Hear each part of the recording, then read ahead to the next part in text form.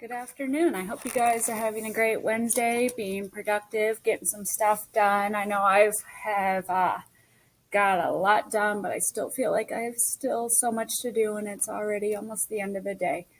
All right, so here we are with page 208 to 227. Remember, we're only doing two recordings per week, so this is the last recording for this week, so you will be ready after you listen to this. If you are responding, make sure to include stuff from here, and then you are good to go.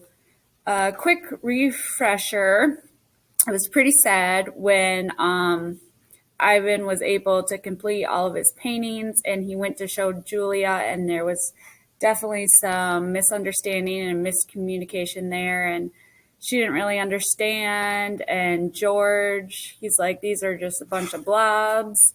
And then so she takes them, and she said she's just going to give them to Mac to sell. And so basically he's back at square one with nothing. So here we are, 208, angry.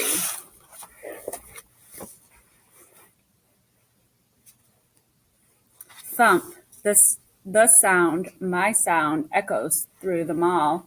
George and Julia spin around. Julia drops her backpack. George drops his keys. The pile of pictures goes flying. Thump, thump, thump. I bounce off the walls. I screech and bellow. I beat and beat and beat my chest. Bob hides under knot tag, his paws over his eyes. I'm angry, at last. I have someone to protect. Okay, that's definitely something to take notes on. The character change.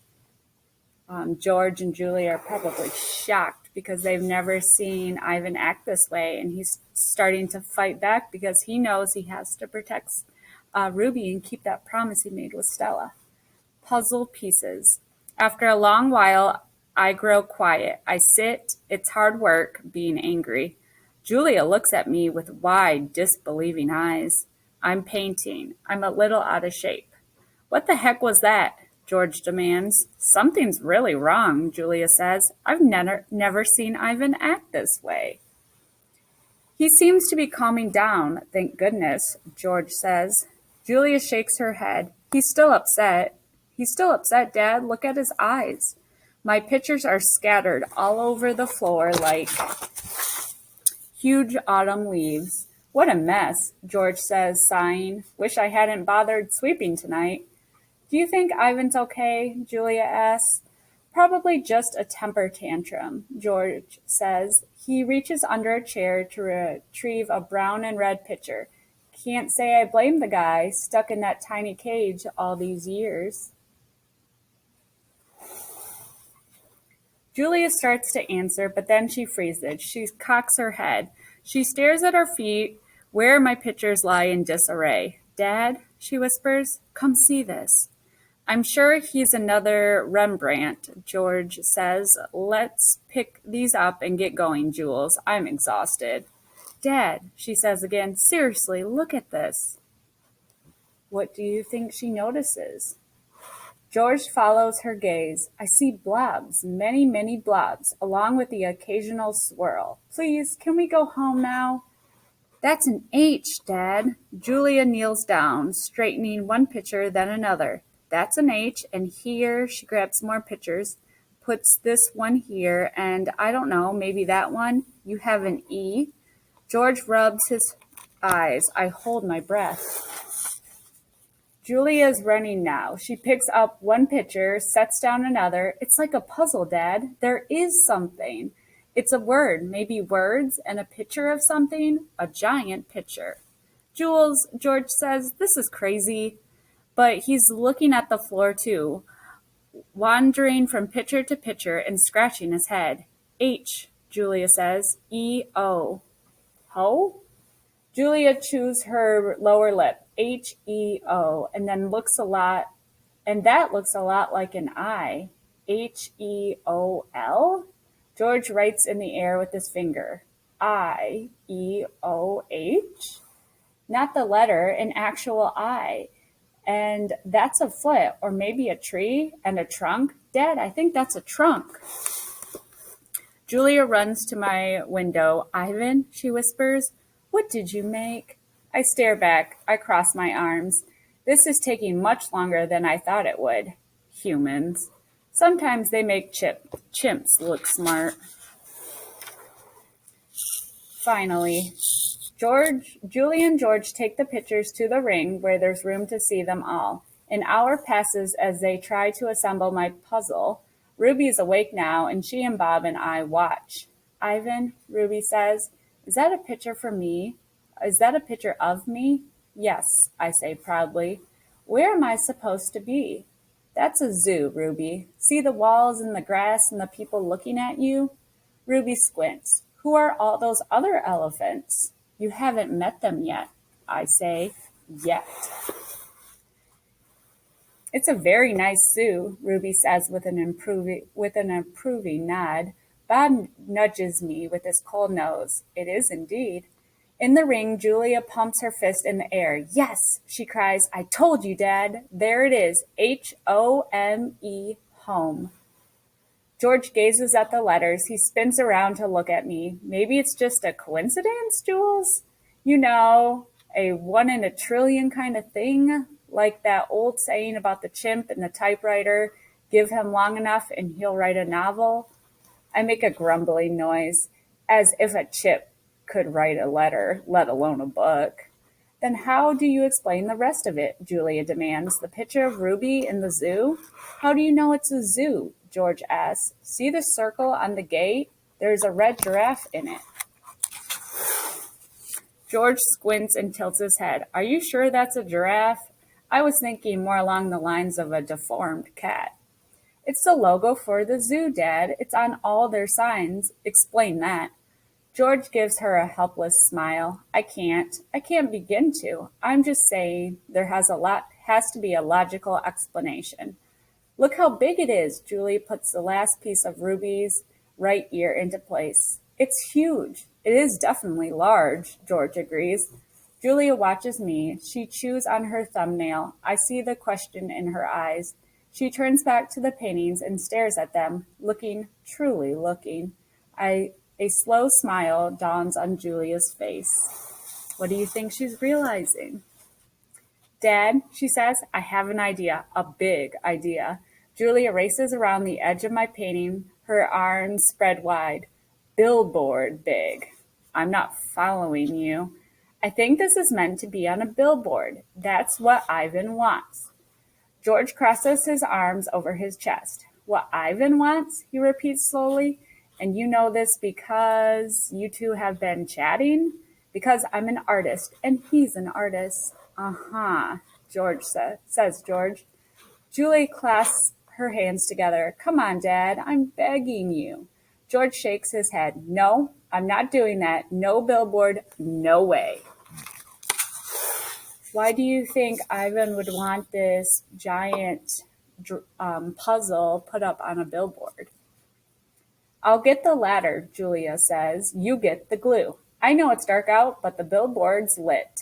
Mac will fire me, Jules.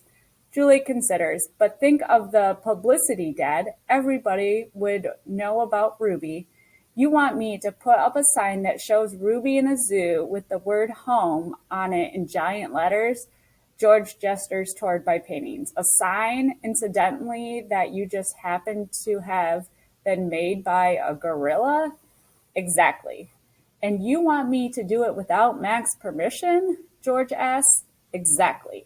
No, George says. No way. Julia goes to the edge of the ring, careful not to step on any of my paintings. She picks up Mac's claw stick. She walks back and hands it to her father. George runs a finger along the blade. She's just a baby, Dad. Don't you want to help her? But how would it help, Jules? Even if lots of people see Ivan's sign, it doesn't mean anything's going to change. I'm not exactly sure yet. Julia shakes her head. Maybe people will see the sign and they'll know this isn't where Ruby belongs. Maybe they'll want to help too. George sighs. He looks at Ruby. She waves her trunk. It's a matter of principle, Dad. Principal. L-E, George corrects. Dad, Julia says softly, what if Ruby ends up like Stella? George looks at me, at Ruby, at Julia.